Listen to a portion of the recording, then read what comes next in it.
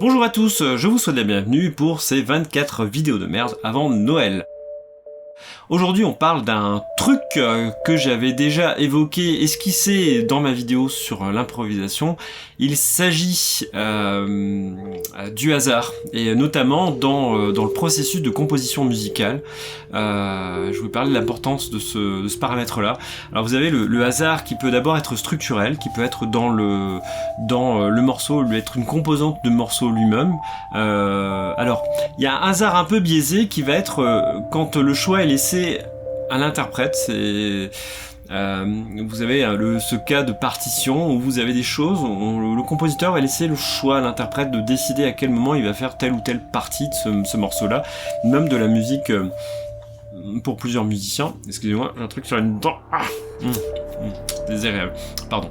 Là, voilà, ça peut être une part de hasard, mais c'est pas complètement du hasard, c'est déterminé par le musicien qui va donc faire un choix de cette partie-là à ce moment-là, et ce choix il peut être rationalisé, il peut être lié à un état d'esprit, il peut être lié à plein de choses, et il peut être aussi lié tout simplement au fait qu'il l'a anticipé. Donc le hasard dans l'interprétation, quand c'est pas de l'improvisation pure, ça reste assez houleux comme concept, hein. Par contre, le hasard va intervenir dans la composition à plusieurs niveaux. Ça va être par exemple dans structurellement, donc je disais tout à l'heure, mais au niveau des arpèges, vous savez, je vous ai déjà expliqué ce que c'était un arpégiateur, je crois, qui est une machine ou un programme informatique, c'est pas les deux, qui va jouer des notes de façon très régulière, en faisant des boucles, à partir d'un arpège, qui est le développement d'un accord. Vous avez un accord de 3 notes, Do, Mi, Sol, et puis la machine va répéter en boucle Do, Mi, Sol, selon le rythme que vous allez déterminer vous-même, et selon une pulsation que vous allez déterminer, un tempo que vous allez déterminer. Et puis ça peut être joué selon un ordre précis, ça peut être Do, Sol, Mi, ou voilà, peu importe. Après il peut y avoir des notes répétées, Do, Mi, Sol, etc. Bon, moche, pas moche, peu importe.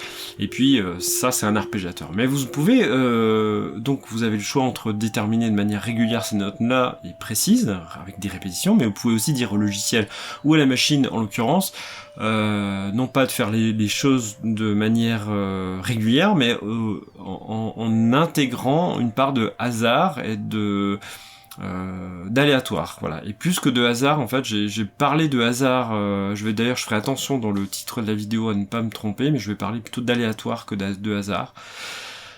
Vous pouvez dire à la machine ou au programme informatique d'attribuer ces notes de manière aléatoire. Donc ça peut être sur les 3 notes que j'ai citées quand vous faites un accord dans l'arpège avec l'arpégiateur, donc Do, Mi, Sol, et puis un coup il va faire Do, un coup vous pouvez faire Mi, un coup vous pouvez faire Sol, et l'arpégiateur vous allez pouvoir lui dire de mettre des contraintes, dire interdiction de répéter 2 fois la même note. Donc s'il fait un Do, après ça sera forcément un Mi ou un Sol, en tout cas si vous faites cet accord de 3 notes.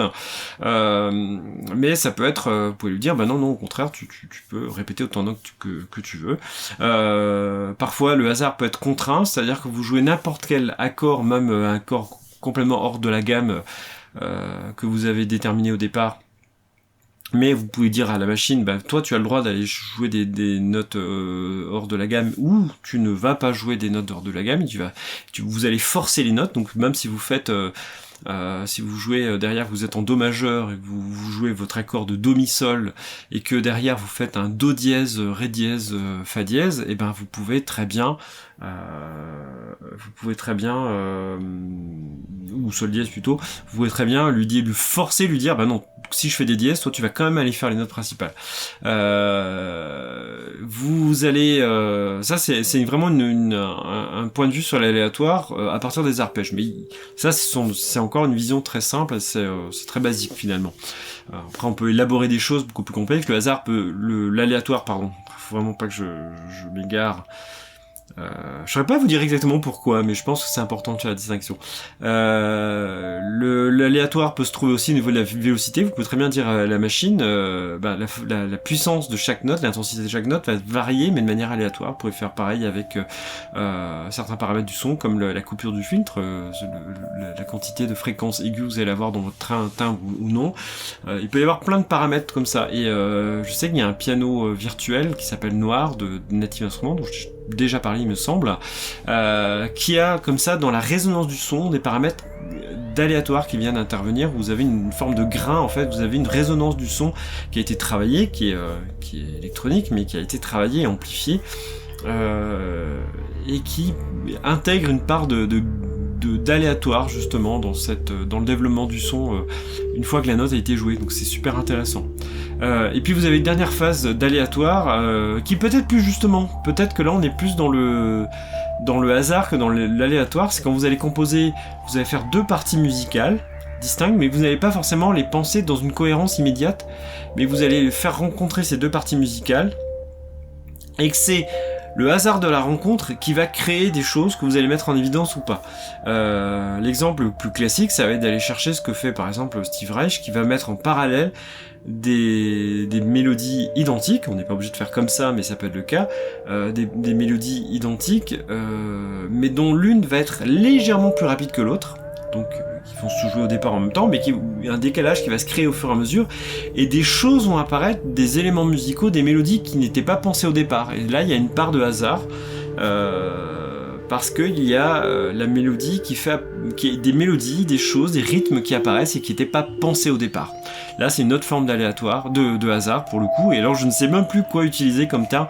Là, il faudrait que je jette un œil sur la définition exacte d'aléatoire et hasard. Je vois bien que c'est pas la même chose. Je comprends bien, bon, mais on en rediscute. Moi, je vais regarder de mon côté un peu tout ça. J'en reparlerai pas forcément en vidéo, mais du coup, ça m'a soulevé une question intéressante.